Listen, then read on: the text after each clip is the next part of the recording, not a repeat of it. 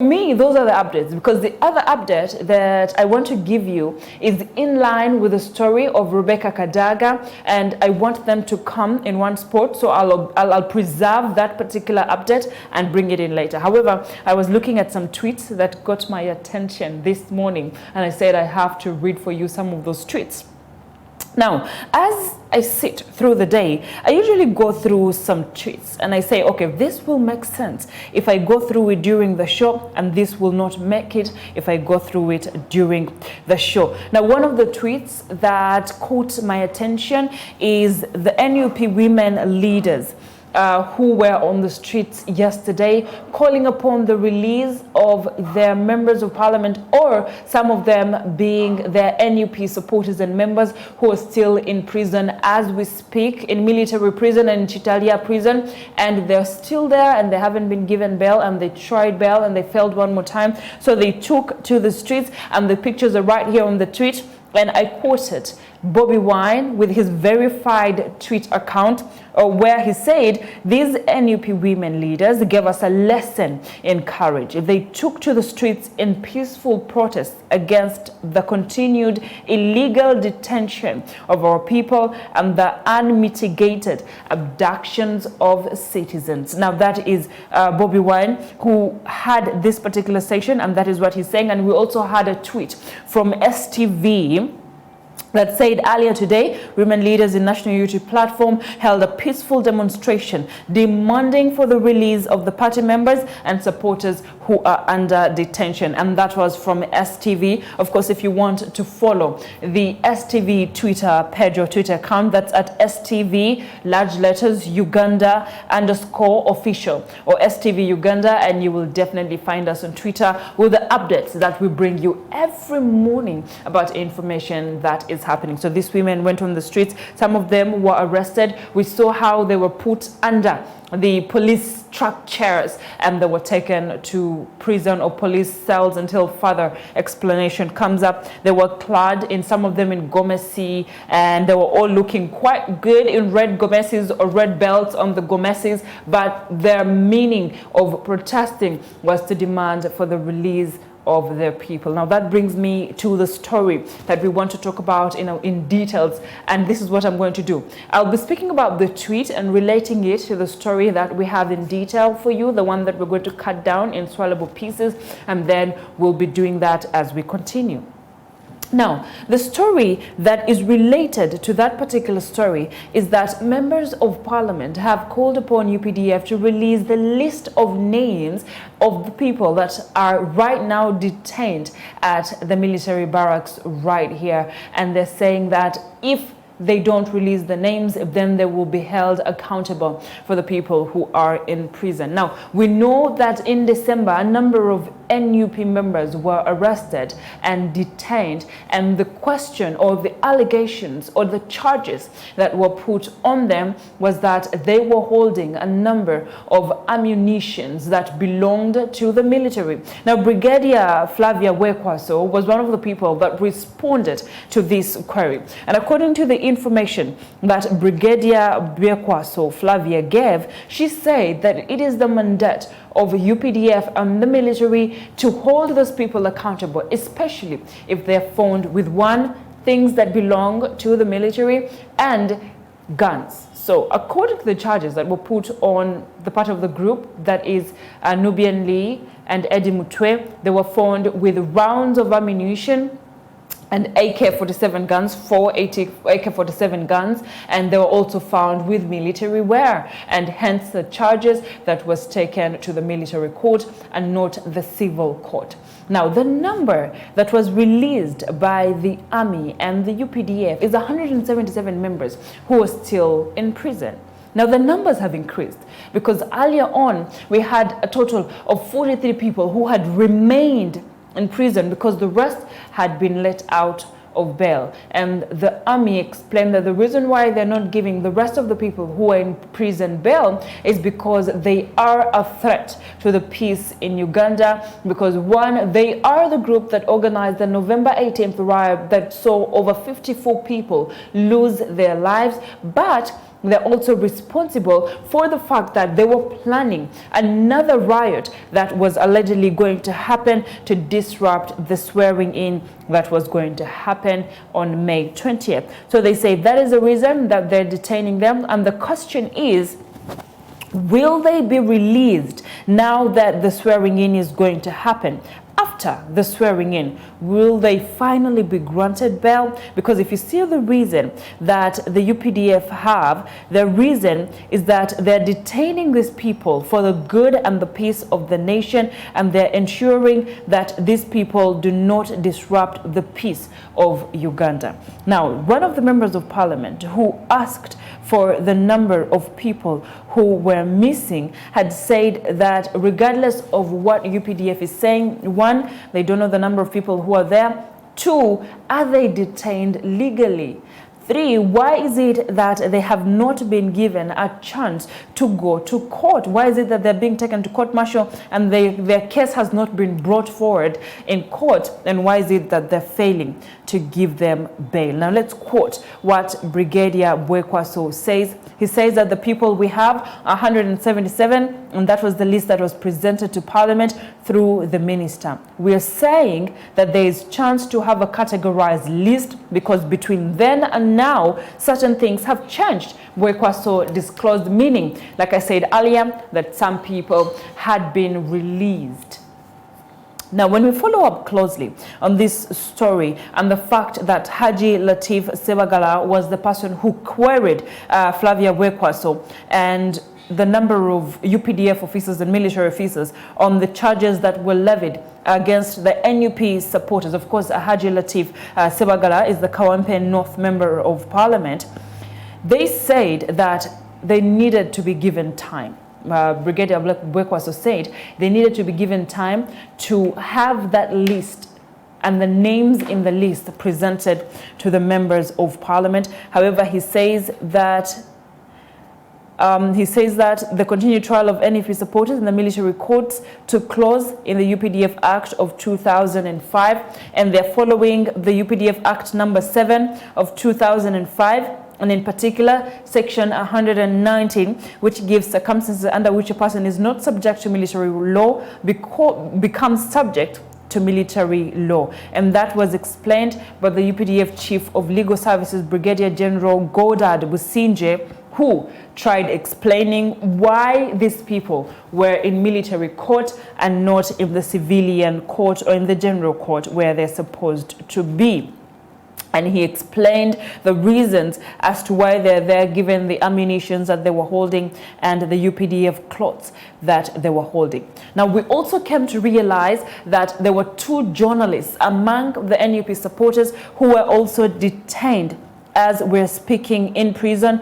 And the names of those journalists are Richard Kalima and Moses Mulimira, who were arrested during the time when the NUP members were arrested in Kalangala on December 30th, 2020. Until now, they're still in jail. Now, when asked that question, Brigadier General Felix Kulaije told members of Parliament that the reason why these people were taken to prison or taken into custody is because they failed to identify themselves. And he said if they had identified themselves, then they wouldn't have been in prison. They were also, however, questioned over the fact that even journalists who had IDs were battered during the time when Robert Chagulanyi went to the Human Rights Commission, and they explained that the reason why they did that was because the journalists, some of them were failing to say that they're journalists, while the other were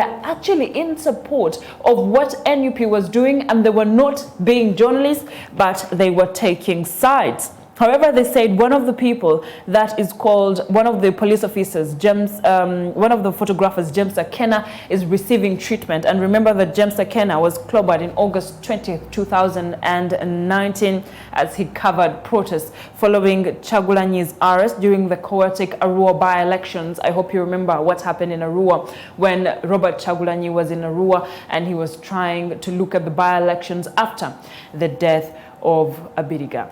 Now, The UPDF says they're still offering treatment to James Akena, and it is part of their responsibility to see the journalists who were clobbered at that time, and they were clobbered because of their responsibility, are going to be given treatment. However, there's also concern about an officer in particular who was in command in Kololo during the time when Robert Chagulanyi was taking the violation of human rights to the Human Rights Commission. And Napoleon, according to UPDF now, they're saying that he was not in command at Kololo, and if someone is being accused, if he is being accused by journalists for being the one who clobbered journalists, there has to be evidence in regard to what happened, video evidence, footage to show that he was present at that time in order for UPDF to punish him. Now, this has become one of the conversations that is big. Everybody is talking about it. There's a time the journalists refused to go to any press conferences that were called by police or the UPDF or army, and they decided we're going to boycott any of these things that is happening. Now, that did not last, of course, because it is our job to bring this information to you. However, the UPDF and also Muhoozi came up to apologize to the public and journalists about what happened, and they said that these people who were seen clobbering journalists at that time would be punished. But were they punished? Yes. Some of them, their uniforms were taken off, while the others were given time to serve in jail, and all that happened while others were also taken off and reprimanded and put on hold. Now, was that enough for journalists? Some people said that was not enough, and something needs to be done to ensure that these army officers and the police respect the rights of journalists as they're practicing their duty in the field. Now, our social media platforms will be opened. Send your view on the fact that Brigadier Flavia Bwekwaso has been one of the people this time around who, one, has been vocal about explaining the reasons why these people are in military prison and not in the normal court, and the fact that they haven't been tried. Now, the members of parliament have said, we want these names released, and we're waiting to see when and how these names will be released. Now, let's go to the second tweet that got my attention. Now, among the tweets that got my attention, the other tweet is of Segirinya. Now, for me, why that tweet was important is because it goes in line with the information that we have just passed. Now, we remember that the Kawempe North Member of Parliament-elect, Muhammad Segirinya, was arrested. Now, the reason why Segirinya was arrested was because he was protesting in City Square and saying that he will not swear in unless Robert Chagulanyi is announced president. Now, Segirinya is one of the people who has had one issue after the other. Now, one of the issues that Segirinya has had is his academic documents are being questioned. Allegedly, Segirinya used two names of different girls when he was registering for his primary 7 and also his senior 4 examinations. And then in his senior 6, he used another name to register. Now, court has now granted him a non-cash bail of 3 million Ugandan shillings, and they're asking that, actually it's a cash bail of 3 million Ugandan shillings, and they're asking Segirinya to pay that money if he wants to be granted bail. Now, the school that Segirinya alleges that he has gone to denied having a student named Segirinya in their school, and they're saying they have not registered anyone in the names of Segirinya in their school, and that means Segirinya is actually not a student there. And that brings to us the question of the verification of the results of these members of parliament. How was it done?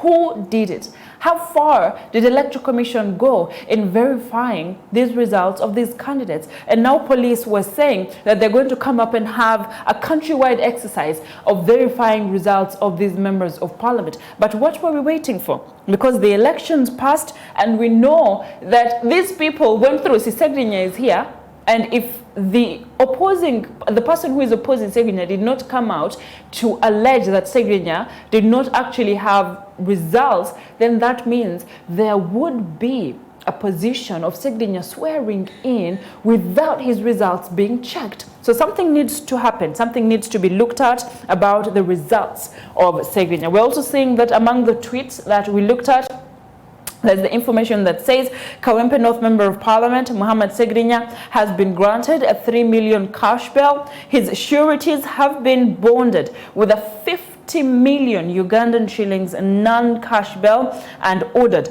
to leave the original copies of their national IDs in court.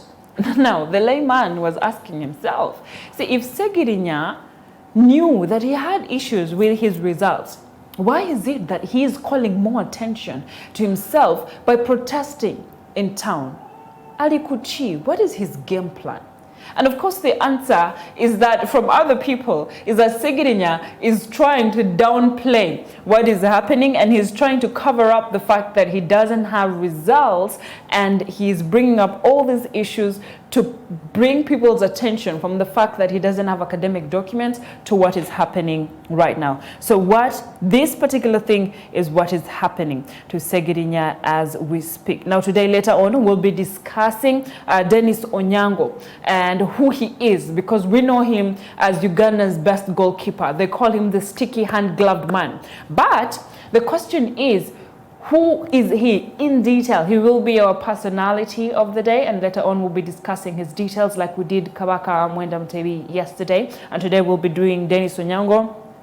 However, in the other tweet that I was looking at, the Minister of Education and Sports, also First Lady Janet Museveni, will honor Uganda Cranes goalkeeper Dennis Onyango for his outstanding role in Ugandan football. Now, all that information is there. However, the tweets are so many, I'd like to go through them, but of course, I cannot go through all of them right now, but we'll be going through them as we continue with the show. Now, the other conversation that is turning heads is Yoweri Kaguta Museveni, who is right now in Chankwanzi, and he's blaming NRM members of parliament for ensuring that the NUP people are the ones that got the vote this time around. Now, Yoweri Kaguta Museveni, while addressing these people, said a number of things, and his concern was that the parliament has turned into a theater. People are not doing what they're supposed to do. They're not serving their nation. All they're doing is playing. And for him, he says it is really playing, and the games that are going on in parliament that he said he's not happy about. Remember the Chankwanzi meeting that is bringing forward almost 243 new members of parliament is trying to teach them the ideologies of NRM and what NRM stands for. Yoweri Kaguta Museveni said that there's a problem with members of parliament who were in NRM and who did not go through having the failure to implement government programs. He said these people were, one, being in the field, or they were elected as members of parliament, but they were not serving the person who elected them because, one, they failed to implement government programs such as UPE, and instead they let it go to the dogs, and instead they went into attending burials and going to church and attending weddings and giving out money. And he said being a member of parliament is not a PR work. It's not a public relation work. It's about hands-on skills, and people will see whether you're working or not. And if you're not working, you will lose, just like what happened. And he says it is their fault that they're failing to change and solve problems of the people, but they're instead attending burials. And he says he's blaming them for the fact that NRM failed to get posts, especially in the central, in the last concluded election. Let's quote his words.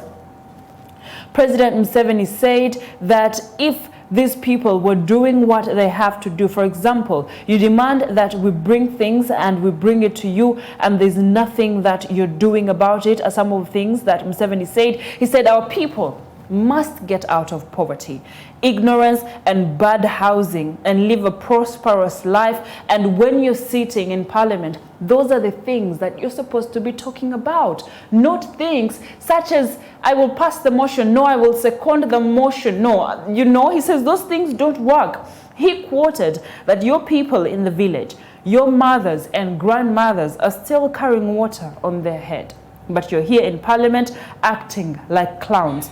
Point of order, point of information. It is like you're in theater. When will the homesteads in your village get income, good housing, and electricity? And those are the questions that Yoweri Museveni was asking them. And he said they need to do something. They need to be more serious about addressing issues affecting their electorate, especially poverty. And he said that he needs to reduce funding.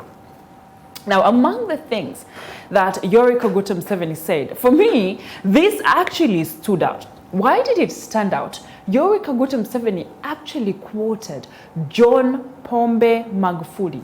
And he said that he looks at John Pombe Magufuli as an example of how to cut on corruption and how to cut on expenses of members of parliament. And he said, just like John Pombe Magufuli cut down on the amount of money used to buy cars for the members of parliament, he's going to think about doing the same thing. However, one thing that he stamped his foot upon is that Yoweri Museveni said that he's going to stop members of parliament from traveling unnecessarily abroad. To do what? To see who?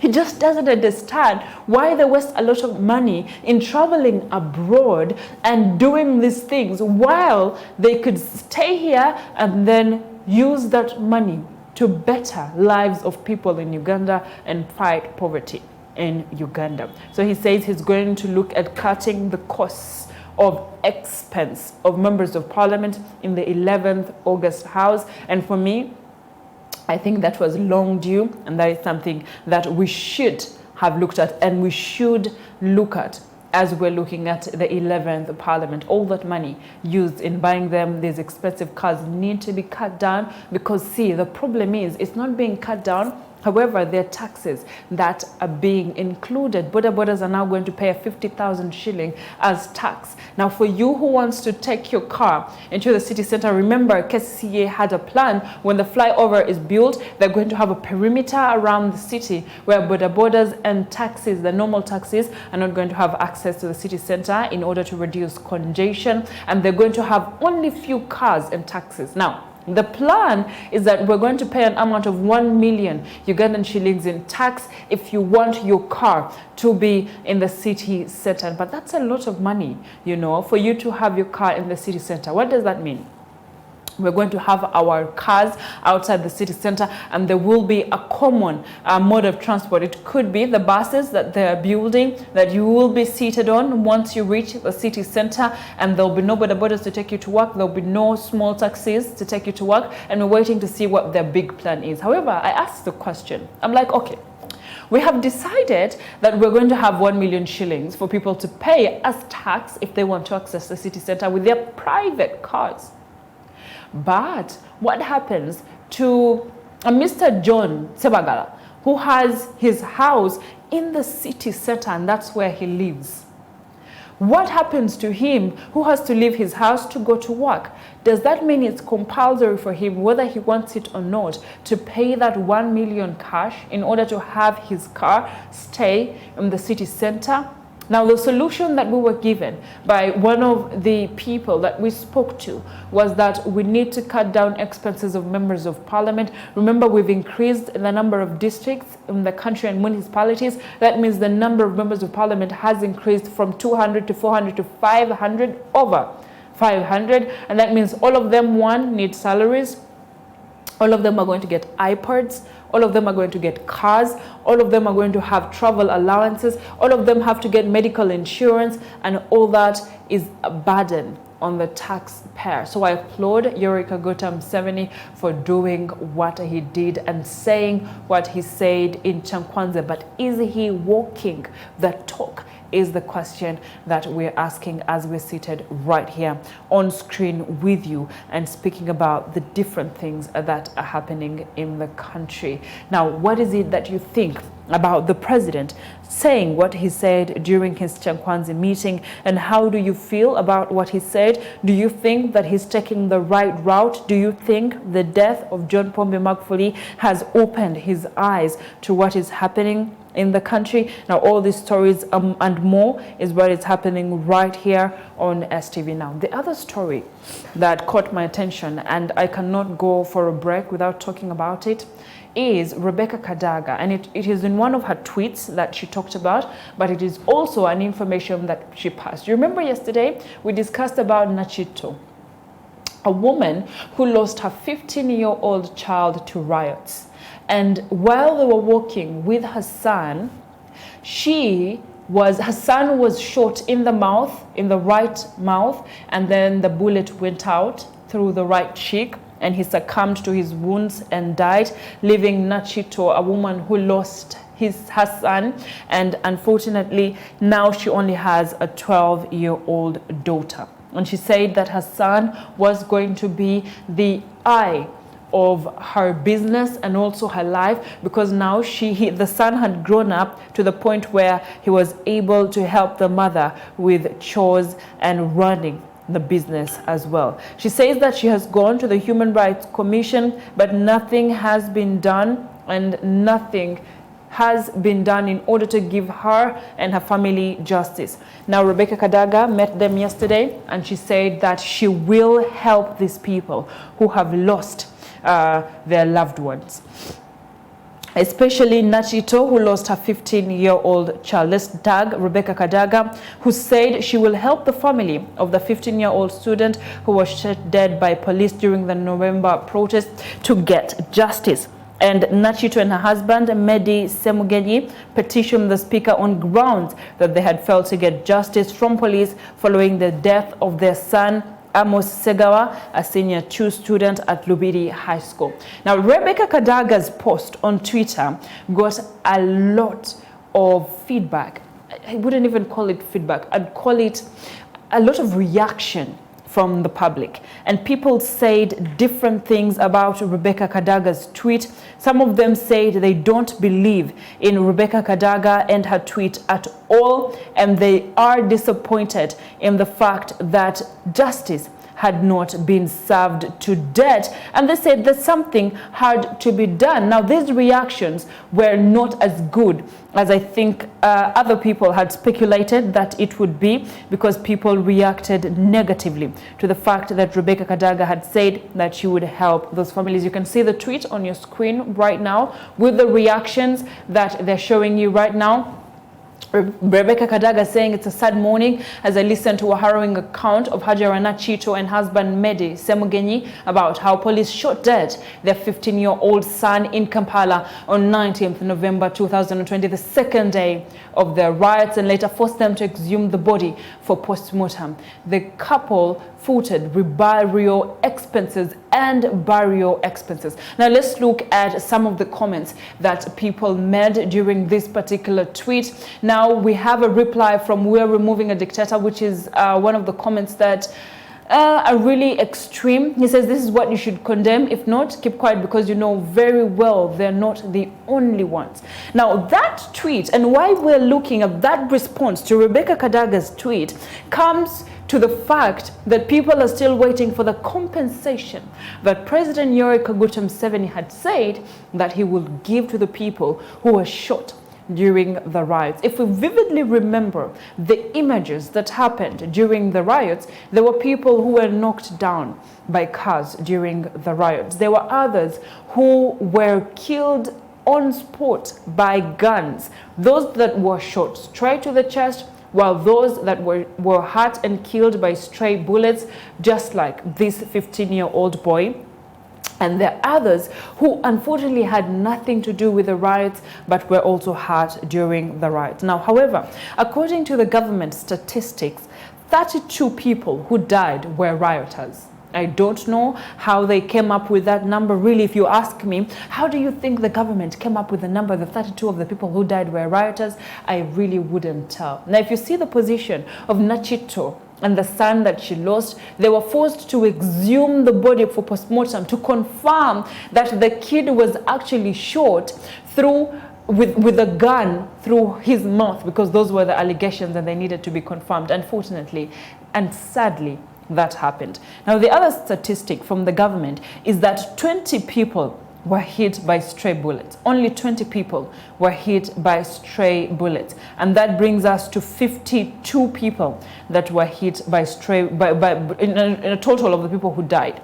And then 2 victims were knocked by cars during the riot. We saw gross images of what happened during that time. And President Yoweri Kaguta Museveni said that he was going to compensate these people. However, he also said that he needed to confirm who are those people who needed the compensation and who are those people who are actually rioters that did not deserve the compensation. But how are they looking at those numbers is the question that we've been asking, and it's the question that we're still asking. The 32 rioters who died, how did they come up with this number is the question that we're asking. And then 20 people hit by stray bullets and 2 victims knocked. How did they come up with that number? However, Yoweri Kaguta Museveni also has said that he is calling for investigations over the fact that the stray bullets that happened, who shot them, how did they shoot them, and how did all that happen. Now, Kasisi 1,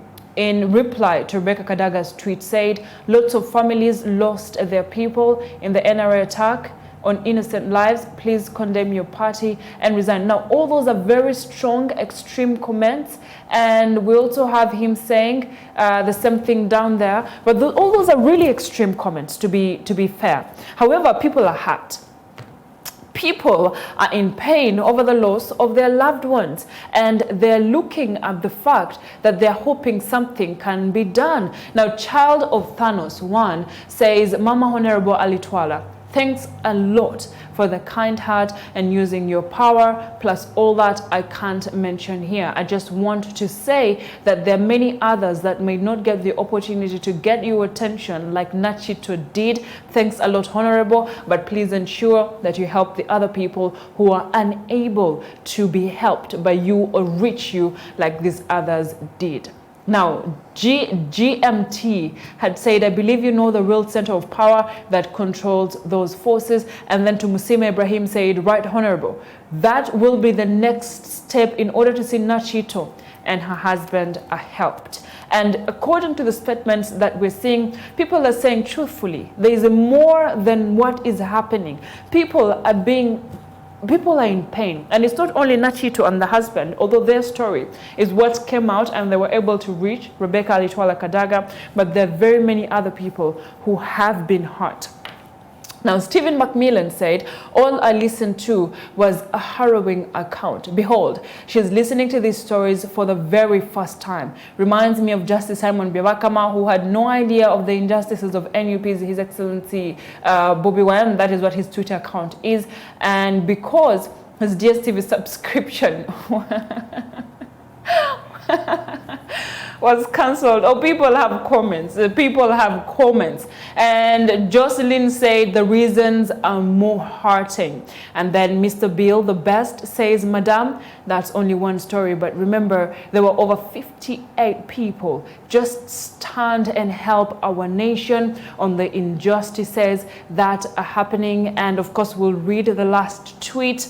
It is in Kotanyi, who says, and the story will end with the listening. Uganda is bleeding indeed. And Rosette says, oh, double a heartbreak. May God grant them strength and bear this pain. Now, those are some of the replies that people gave to Rebecca Kadaga's tweet. And it was a concern of, one, the compensation, and two, Rebecca Kadaga's tweet. And people were concerned that, fine, Nachito lost her child, but there are a number of people who also lost their loved ones, and something needs to be done. But is compensation the solution to this is the question that we are asking. Should we do more than compensation? Should there have been a reconciliation exercise between the police, the government, and the people who lost their loved ones? Has it been done? Is there something more that needs to be done? Now, all those questions are more riding in people's mind. People who are in pain over the loss of their loved ones in just the riots that happened on November 18th to November 19th, plus the people who are still allegedly abducted and those who are arrested and are still in custody without given bail as we're speaking.